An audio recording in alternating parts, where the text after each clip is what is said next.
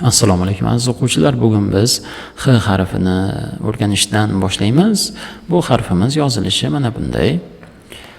Xo'p, talaffuzi biz o'zbek tilimizdagi yumshoq H bilan teng, juda ham yumshoq aytiladi. Qattiq aytish xato buni. Masalan, hada so'zida hada endi qanaqa o'qiladi? Yumshoq ha da juda yumshoq va demak qattiq emas, yumshoq talaffuz qilishimiz kerak. Ba'zi holatlarda deyarli talaffuz qilinmaydigan holatlari ham bo'ladi. Demak, bu harfimiz yozilishi oddiy, o'qilishi har doim H, lekin patchimda kelgan holatlarda ba'zida chuqur qoidalar asosida keyingi harflarning o'zgarish holatlari bo'ladi. Bu qoidalar haqida keyingi darslarimizda chuqurroq o'rganamiz. Endi esa keyingi mavzuyimiz, ya'ni unlilar mavzusiga o'tamiz. A, O, O, U, I, harflari yoki harflariga o'tamiz.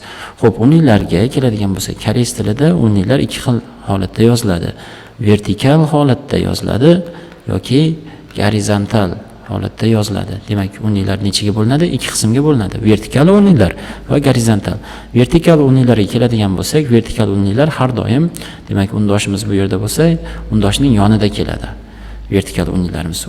Gorizontal unlilarimiz esa undoshimiz bu yerda bo'lsa, demak, uni pastida keladi. Xuddi mana shu qoida asosida yoziladi. Demak, A harfidan boshlaymiz. Ko'ryapmizki, tabiiyki bu harfimiz vertikal, ya'ni turishidan bilyapmizki, vertikal unli hisoblanyapti. Tovushi o'zbek tilidagi A harfi bilan bir xil, har doim A deb o'qiladi. Bitta misol, masalan, K A. K so'zi barmoq fe'lining o'zagi hisoblanadi. Endi O harfiga keladigan bo'lsak, O harfi yozilishi chapdan o'ngga va tepadan pastga. Bu harfimiz ham vertikal hisoblanadi va undoshning yonida keladi. Masalan, K O, K deb o'qiladi. Xo'p, bir eslatib o'taman. Yana bir qoida bor ediki, barchamiz bilamizki, bo'g'in boshida unlini hech qachon o'zini yozib gap boshlamaymiz. Nima uchun? Chunki koreys tilidagi qoida asosida bo'g'inlarimiz hech qachon unli bilan boshlamaydi. Har doim har bir bo'g'in undosh bilan boshlanadi. Lekin unli bilan boshlanadigan so'zlar yoki bo'g'inlarimizda nima qilamiz desak, o'sha holatlarda eslatib o'tganimdek, mana bu N harfini yordamga olamiz. Masalan, A deb aytsak, bu yerda endi haqiqatan bu bo'g'inimiz A harfi bilan boshlangan bo'lyapti, lekin mana bu yerdagi N tovushimiz esa talaffuz qilinmayapti. Nima uchun? Chunki bu bo'g'inning o'zi boshlanishi A bo'lishi kerak, lekin boshqa qoida asosida, ya'ni bo'g'in unli bilan boshlana olmagani uchun, undosh bilan boshlanishi shart bo'lgani uchun o'sha dumaloqdan yordam olyapmiz. Endi keyingi harfimizga o'tamiz. O harfi. O harfimida O harfi tepadan pastga va vertikal chiziq, gorizontal chiziq. Xo'p, bu harfimiz endi ko'rib turibsizlarki, gorizontal unli hisoblanadi va undosh harfning endi tagida, yonida emas, tagida keladi. Bitta misol, P O. Demak, bu yerda o'qilishi P O deb talaffuz o'qiladi. Uzr, mana bitta chiziq qolib ketdi. Poda yoki yoniga ta'ni qo'shib qo'yamiz kichkinaroq qilib, mana poda deb o'qiladi. Xo'p, bu harfimiz demak har doim hamma joyda bir xil o'qiladi. Keyingi harfimiz U. Demak, o'zbek tilidagi U kabi o'qiladi. Yozilishi chapdan o'ngga, tepadan pastga. Gorizontal unli hisoblanadi va o'zbek tilidagi U tovushini beradi. U unli harfini tovushini beradi. Masalan, S U daraxt nomi hisoblanadi. Keyingisi I harfi. Bu harfimiz juda muhim harf. Ya'ni shunchaki gorizontal bitta chiziqni o'zidan tashkil topgan harf hisoblanib, o'zbek tilidagi I ga yoki E ga yoki U ning birlashmasi. Ya'ni I plus E plus U ning birlashmasi deb tushunsak bo'ladi. Qanday talaffuz qilinadi? I deb talaffuz qilinadi. Shunchaki I. Biz o'zbek tilida bunday tovush aslida bor, lekin harfda yo'q. Harfda bizdagi I harfini shunaqa holatlar bo'ladi. Masalan, misol so'zini oladigan bo'lsak, misol. Bu yerda biz buni i deb tushunamiz, to'g'rimi? Bu harfimizni i deb tushunganimiz bilan, lekin talaffuzda barcha o'zbeklar buni misol deb talaffuz qiladi. Hech kim misol deb talaffuz qilmaydi.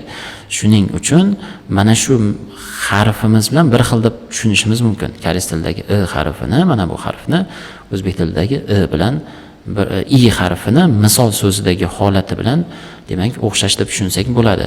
I deb talaffuz qilinadi. Masalan, bitta misol koreys tilida k degani u degani. Ya'ni k degani u odam, k saram deyshadi. Misol sifatida yana yozib o'taman. K saram.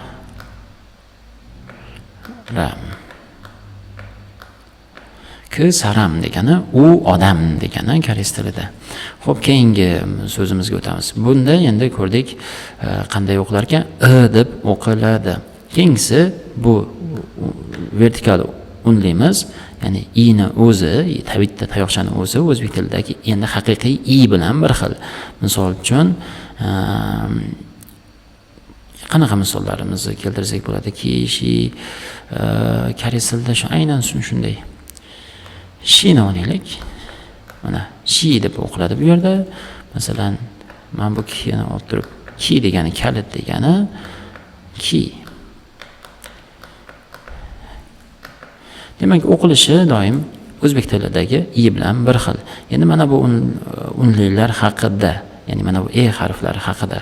Bu e harflari, masalan, bittasi bu va ikkinchisi bu. Ikkalasi ham o'zbek tilidagi e bilan bir xil. Ochig'i men o'zim koreyslardan ko'p eshitganman.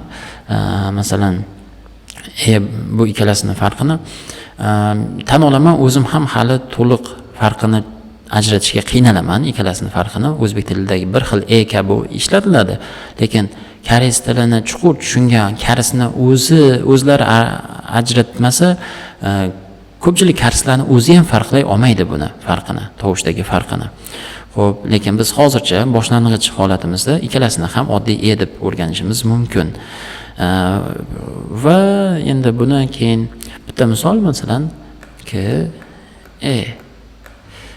degani, masalan, o'zi koreys tilidagi it degani yoki s degani qush degani. Demak, ne degani ham bor koreys tilida. Ne degani endi juda ko'p uchratasizlar. Ne degani endi bu ne deb talaffuz qilinyapti? Ya'ni koreys tilidagi ha degani. Xo'p. Bugungi darsimiz shu yergacha edi. E'tiboringiz uchun rahmat.